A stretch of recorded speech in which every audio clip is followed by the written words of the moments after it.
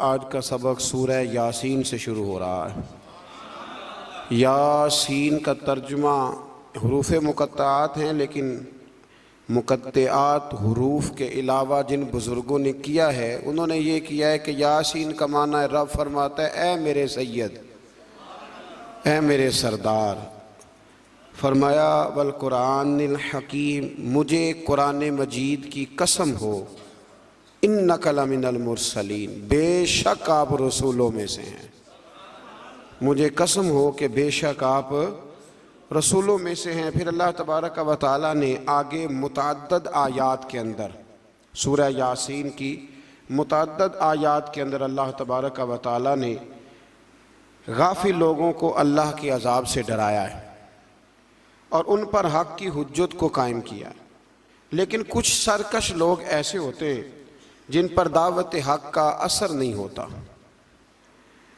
दावत हक़ उन्हीं पर असर होता है जो नसीहत को कबूल करते हैं, जिनका तरीक़ा है कि वो नसीहत को कबूल करते हैं। जिनका मिजाज नहीं ना जी नसीहत को कबूल करने का, तो उन लोगों पर हक़ की दावत का कोई असर नहीं होता। फिर आयत नंबर 38 से अल्लाह तबारक व तआला की कुदरत और जलालत का बयान किया गया कि सूरज, चाँद और सियारे तमाम कादर मुतलक के नज़म के ताबे हैं और ये मुमकिन ही नहीं कि इनमें से कोई फसाद या टकराव हो जाए।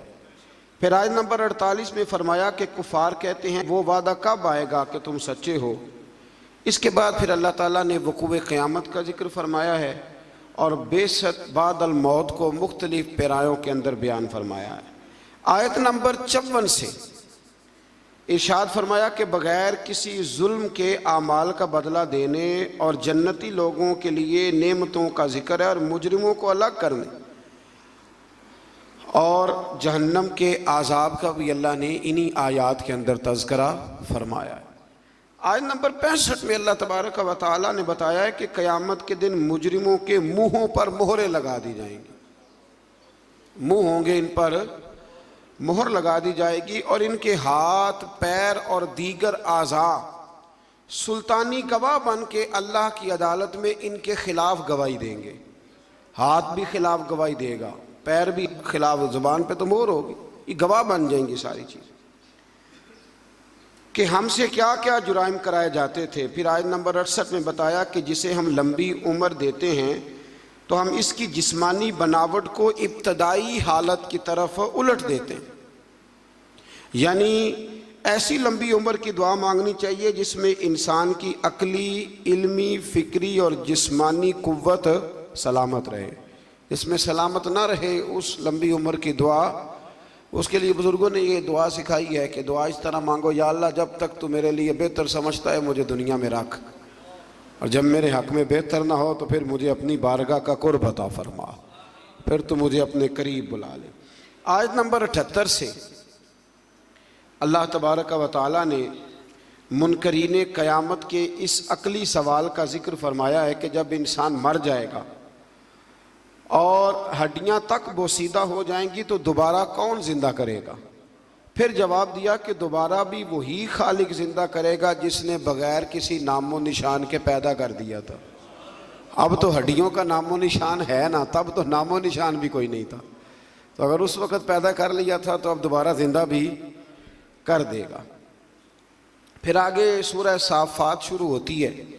इस सूरह मुबारका में अल्लाह तबारक व तआला ने मुतअद्दिद चीज़ों का जिक्र फरमाया है और इस सूरत के शुरू में फ़रिश्तों की मुख्तलिफ़ जमातों की कसम खा के अल्लाह ताला ने अपनी वहदानियत का जिक्र फरमाया है। कुछ मज़ामीन ऐसे होते हैं जो पिछले असबाक से मिलते हैं, तो चूँकि जब 2 पारे करने होते हैं तो मेरी ये ख्वाहिश होती है कि सिर्फ वो मज़ामीन लाए जाएँ जो पहले बयान नहीं हुए। तो इसमें अल्लाह तबारक व तआला ने इरशाद फरमाया आयत नंबर 40 से लेकर 49 तक फरमाया कि अल्लाह ताला के बरगुज़ीदा बंदों को आखिरत में अता की जाने वाली कुछ नेमतें हैं। उनका ज़िक्र है कि उन्हें उम्दा मेवे मिलेंगे। वो जन्नत में इज़्ज़त और एहतराम के साथ एक दूसरे के मुकाबिल मसनदों पर बैठे हुए होंगे। सफ़ेद और लजीज शराबे तुहूर के जाम गर्दिश में होंगे जिनसे ना दर्द सर होगा, ना होश उड़ेंगे, पैकरे शर्मो हया हूरें होंगी, वो बुलंद मुकाम से जहन्नमियों का मुशाहिदा कर रहे होंगे और गोया जहन्नमी भी उनकी तरफ बड़ी हसरत के साथ देख रहे हों। जन्नत जो है ना, जन्नत में वो जिन चीज़ों की इंसान दुनिया में ख्वाहिश करता है ना, वो सारी चीज़ें अल्लाह जन्नत में अता फरमाएगा। तो फरमाया कि यहाँ तुम्हारे अंदर ख्वाहिशात रखी हैं, तो यहाँ वक्त भी थोड़ा रखा है, वक्त भी।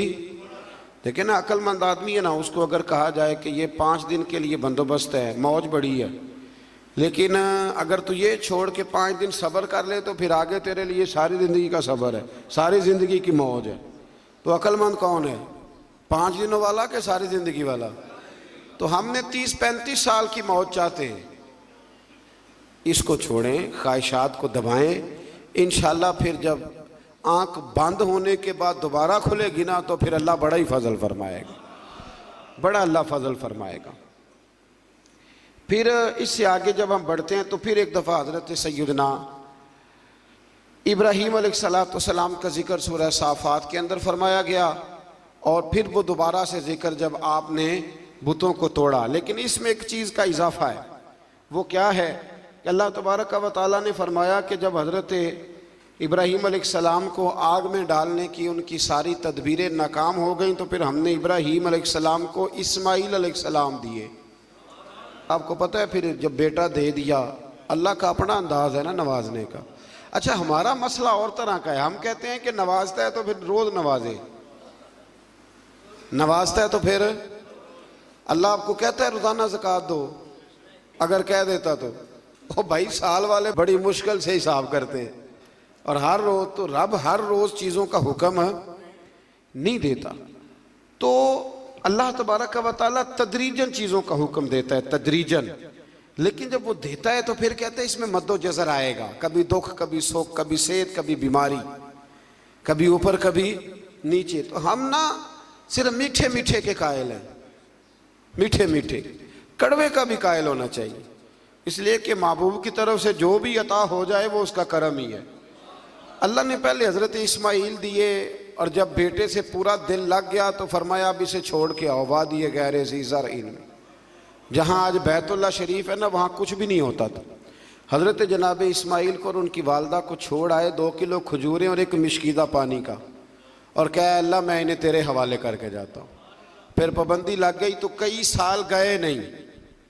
मुफस्सिरीन ने बा इख्तलाफ रिवायात 9 साल या 13 साल के हज़रत इस्माईल हुए तो गए, और जब गए तो जाते ही कहने लगे वो यहाँ जिक्र है, फरमाया कि बेटा मैंने ख्वाब देखी है, मैं तुम्हें ज़िबा कर रहा हूँ।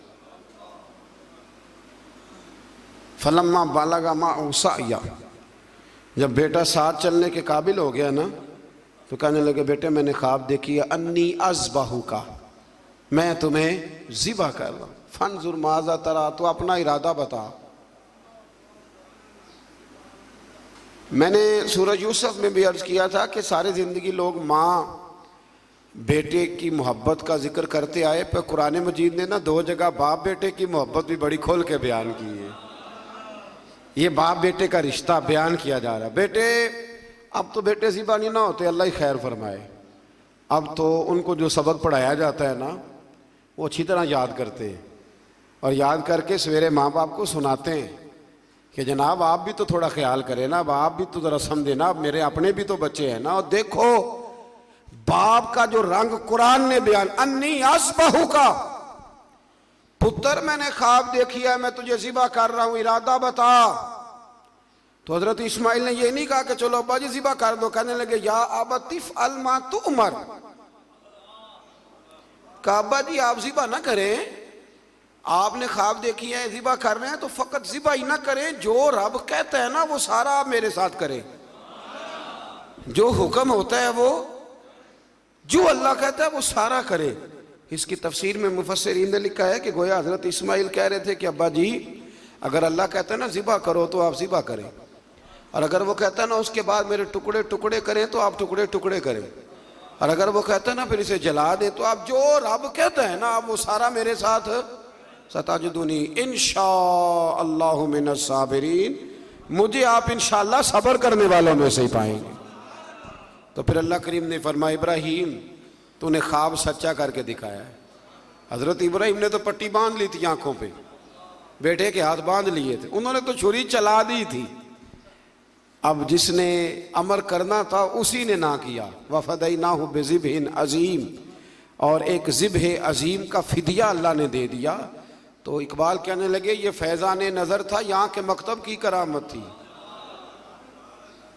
दो चीज़ें होती हैं, एक फैज़ान नज़र भी होता है। कई दफ़ा मकतब के निकम्मे फैज़ान नज़र से चल जाते हैं। ये तो इकबाल कह रहे हैं ना, ये फैज़ान नज़र था, यहाँ के मकतब की करामत थी। ये सिखाए किसने इस्माइल को आदाब फर्जंदी। यहाँ एक बात मैं माँओं बहनों से, बच्चियों से करूँगा और आप हजरात से भी करूँगा कि ये घर में अपनी बेटियों और बहनों को ये सबक दें कि बच्चे बाप के उस वक़्त फर्मा बरदार बनते हैं जब उनकी अम्मा उन्हें बाप का फर्मा बरदार बनाती है। हज़रत इस्माइल की अम्मा कह सकती थी कि बेटे तेरा अब्बा तो कभी आया ही नहीं, जंगल में छोड़ के चला गया, ये कह सकती थी। और क्या कुछ ज़हन में बच्चे के बैठ सकता था, पर हज़रत हाजरा ने कहा पुत्र तेरा बाप छोड़ के गया है ना, तो वैसे नहीं छोड़ के गया, तेरा बाप अल्लाह का रसूल है, अल्लाह का पैगंबर है। और मैं बाप से भी कहूँगा कि माँ का अदब करा सकता है तो अब्बा करा सकता है। अब्बा कराए अदब, उनको कहे कि बेटा मैं तो बाहर रहता था, तुम्हारी सारी परेशानियां तुम्हारी माँ ने देखी। यहाँ ये होता है कि माँ बाप अपने हक में दलाल देते देते वो दोनों ही छुट्टी कर जाते हैं, वो कहते हैं चलो ठीक है आप दोनों राजी रहें, अपने अपने हक में दलाल न दें। ये वैसे भी कमज़ोर लोगों का तरीका है। अल्लाह हमें समझने की तौफीक अता फरमाए। फिर अल्लाह तबारक व तआला ने इसके बाद फिर से एक दफ़ा अपने अम्बिया का, हज़रत इसहाक, मूसा, हारून, इलियास, लूत और यूनुस अलैहिस्सलाम जिक्र फरमाया इसी आयत में। आगे फिर सूरत साद शुरू होती है। इस सूरह मुबारका की इब्तिदा में कुरान करीम की कसम खा के फरमाया कि काफिर तकब्बुर और मुखालफत में पड़े हुए हैं। इसके बाद फरमाया सरकार दो आलम सल्लल्लाहु अलैहि वसल्लम की रिसालत और नबी करीम अलैहिस्सलाम के इंतखाब पर और बेशुमार माबूदों की बजाय इलाहे वाहिदा की इबादत पर कुफ़ार का बड़ा ताज्जुब है। ये सारा कुछ कैसे हो गया, सारे बुत छोड़ने पड़ेंगे और नबी पाक को मानना पड़ेगा। तो गोया रब फरमाता है जितना मर्जी ताज्जुब करो, मानना तो तुम्हें पड़ेगा, इसलिए कि ये मेरे हबीब हैं, ये तुम्हें मानना तो पड़ेगा। फिर आयत नंबर 10 से उन मुशरिकीन को जिन्हें अपनी ताकत पर नाज था और खुदाई का दावा करते थे, फरमाया कि अगर आसमानों और ज़मीन और इनके दरमियान हर चीज़ की बादशाहत इनकी है तो फिर इन्हें चाहिए कि आसमान की तरफ चढ़ जाएं, और जाहिर है कि ऐसा उनके लिए मुमकिन नहीं है। तो फिर अपने इज्ज़ का एतराफ़ कर लें कि हम ये कर सकते नहीं। फिर इसी सूरत के अंदर अल्लाह ताला ने फिर से एक दफ़ा कौम नूह का जिक्र किया, कौम आद का, फ़िरौन का, समूद का और कौम लूत का अल्लाह करीम ने यहाँ जिक्र फरमाया। फिर आगे चल के ना अल्लाह करीम ने इरशाद फरमाया कि हज़रत सुलेमान अलैहिस्सलाम जो थे वो अल्लाह के बहुत ही अच्छे बंदे थे और अल्लाह की तरफ रुजू करने वाले थे। अच्छा, ये जो अल्लाह कुरान में तारीफ़ करता है किसी की, हालांकि बंदे अल्लाह की तारीफ़ करने के पाबंद हैं कि वो हर वक़्त अपने रब की, तो ये जो अल्लाह तारीफ़ करता है ना अपने बंदों की, ये उसका कमाल करम है। तो अल्लाह बंदों की तारीफ़ करके, नबियों की तारीफ़ करके, वलियों की तारीफ़ करके हमें बताता है कि तुम बिना बंदों पे तनकीद ना किया करो, मेरे बंदों की तारीफ़ें किया करो, तारीफ़ें किया करो। अल्लाह के नेक बंदों की, पैगंबरों की, वलियों की, दरवेशों की तारीफ़ करनी चाहिए। नेक लोगों की बात अल्लाह ताला तौफीक अता फरमाए। फिर इससे आगे जब हम बढ़ते हैं तो अल्लाह ताला ने फिर एक दफ़ा हज़रत अय्यूब अलैहिस्सलाम और उन पर आने वाले मसाइब का जिक्र फरमाया है। फिर अल्लाह तबारक व तआला ने जाके ना आयत नंबर 49 में अहले तकवा के लिए जन्नत की नेमतों का जिक्र फरमाया और जहन्नमियों के लिए अजाब की मुख्तलिफ सूरतों का भी जिक्र फरमाया कि उनको पीने के लिए खौलता हुआ पानी और जहन्नमियों के ज़ख्मों की पीप दी जाएगी, जबकि अहले जन्नत को तरह तरह के फल और शराबे तुहूर मिलेगा। हमारे ना उस्ताद गिरामी फरमाते हैं कि मैं एक दफ़ा ना एक जगह पे किसी प्रोग्राम में मौजूद था, तो वहाँ एक साहब ना तकरीर करते करते कहने लगे, जी हम ही मौलवी कहते हैं बिला वजह, जी ऐसे कह देते हैं कब्र में कीड़े आएंगे तो फलाना आएगा। और ये बंदे जब तकरीर कर रहे होते हैं ना, वो जिनका दावा होता है बाज़ों का दरवेशी का, तो वो कोई हद शद का ख्याल कोई नहीं करते। आपने ये आयत मुलाजा की ना कि अल्लाह फरमाता है कि जहन्नमियों के जख्मों का पीप पिलाया जाएगा। ये कुरान मजीद की नस है ना कि दोज़खियों को अजाब होगा। तो मौलाना ने कब्र का अजाब बयान किया तो एक साहब उठ के क्या, वो बाद में जो समझ लें कि जो आजकल बने हुए हैं ना दरवेश, वो कहने लगा जी मौलवी जो जिक्र करते हैं ना ये अपनी कब्र का करते हैं, दरवेशों की कब्र में बिच्छू नहीं आएंगे। तो फरमाते में उठ के खड़ा हो गया।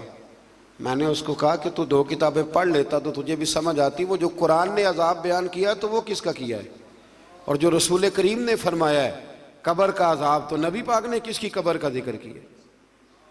जी बिच्छुओं से डराते हैं, जी मौलवी फलान करते हैं, और ये बहुत जाहिल लोग इस किस्म की बात करते हैं। मौलवी कौन होता है डराने वाला? मौलवी बेचारे की क्या हैसियत है? मौलवी तो नाकिल है, तो नाकिल लोग हैं, नाकिल नाकल नकल करने वाले, यहां से नकल करते आपको सुना देते, इतनी सी जिम्मेदारी है। और सूरह यासीन अभी गुजरी है, उसमें नबी कहते थे वमा अलैना इल्लल बलागुल मुबीन, भाई हमारे जिम्मे तो खोल के बयान करना है, हमारे जिम्मे तो खोल के।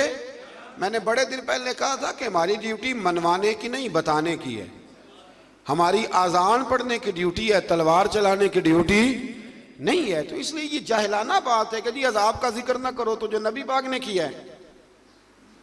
हज़रत उस्मान गनी कब्र पे खड़े होते तो रो पड़ते थे। लोग कहते आप तो जन्नती हैं, तो हुजूर ने जन्नती कहा है तो रोते क्यों हैं? तो फरमाने लगे जिस महबूब ने मुझे जन्नती कहा है उन्होंने कहा है कब्र आखिरत की मंजिलों में से पहली मंजिल, इसकी तैयारी करो। और हुजूर पता है कब्र के बारे में क्या फरमाते? सहाबा कहते हैं जनाजे में हम नबी पाक अलैहिस्सलाम के साथ गए तो कब्र तैयार होने में देर थी। हुजूर एक साइड पे बैठ गए, जनाजा पढ़ के देर तक हुजूर अलैहिस्सलाम ने गर्दन मुबारक झुकाए रखी। हमारी ख्वाहिश थी कि चलो मौका मिल गया तो कोई मीठी प्यारी बात ही सुन ले, लेकिन हुजूर गर्दन झुकाए रहे। कहते हैं देर के बाद गर्दन उठाई तो आंखों में आंसू थे, और रो के हुजूर ने फरमाया, रो के फरमाया भाइयों दोस्तों कब्र की तैयारी कर लो, ये मामला बड़ा कठिन है। तो हुजूर तो रो के कहते हैं कब्र की तैयारी कर लो, और यहाँ लोग कहते हैं जी आप बिच्छुओं की बात सुना रहे हैं फलाने। ये तंज ना करें आप किसी पे भी, आप ख्याल करें और बचें उस वक्त से कि अल्लाह तबारक व तआला के सामने जब खड़े होना है, अल्लाह ताला सारी उम्मत पर अपना खास फजल फरमाए। फिर अल्लाह तबारक व तआला ने आयत नंबर 71 से आगे कमो बेश सारी सूरह मुबारक में ना फिर से हज़रत आदम का वाक़या जिक्र किया है। मैंने शुरू में अर्ज़ किया था ना कि गालिबन 7 जगह पे कुरान मजीद में हज़रत आदम का वाक़या आया है।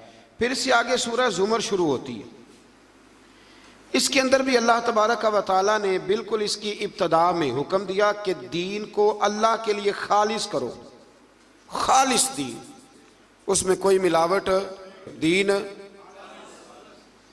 आपको पता चल जाए कि घी में मिलावट है तो ख़रीदते हो, चीनी में, तो अगर नमाज में हो जाए तो चलो थोड़ा सा लोगों को पता चल जाए मैं नमाजी हूँ, ये भी शिरक असगर है, रियाकारी भी, अगरचे इसका वो हुक्म नहीं पर यह भी गलत है।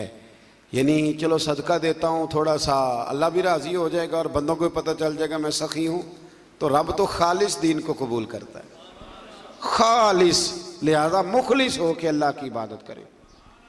आयत नंबर 5 एक बार फिर अल्लाह ताला की कुदरत का जिक्र है कि उसने आसमानों और ज़मीनों को पैदा किया, गर्दश लैलो नहार का निज़ाम बनाया, और सूरज और चाँद के लिए अपना अपना मदार और मंजिलें मुकर्रर की।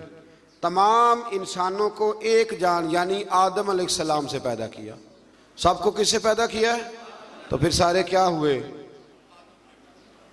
भाई भाई हुए ना सारे। कहाँ से पैदा किया? बाप साहब का। लेकिन अड़ जाते हैं बंदे। आप जट को बट कह के देखें, अब नाम तो ले जरा, नहीं इतना ऊंचा उड़ान हमारी हो गई है कि अल्लाह तबारक व तआला माफ़ करे कि वो पकड़ाई नहीं देती। ये कबीले तारुफ के लिए होते, तारुफ हो जाए, कोई ऊंचा छोटा बड़ा नहीं होता। नबी पाक सल्लल्लाहु अलैहि वसल्लम ने बड़ी वजाहत से कई जगह हमें ये बात समझाई है। फरमाया हर एक को हमने एक जान हजरत आदम से पैदा किया और उन्हीं से उनका जोड़ा पैदा किया, और वहीं से जो को वही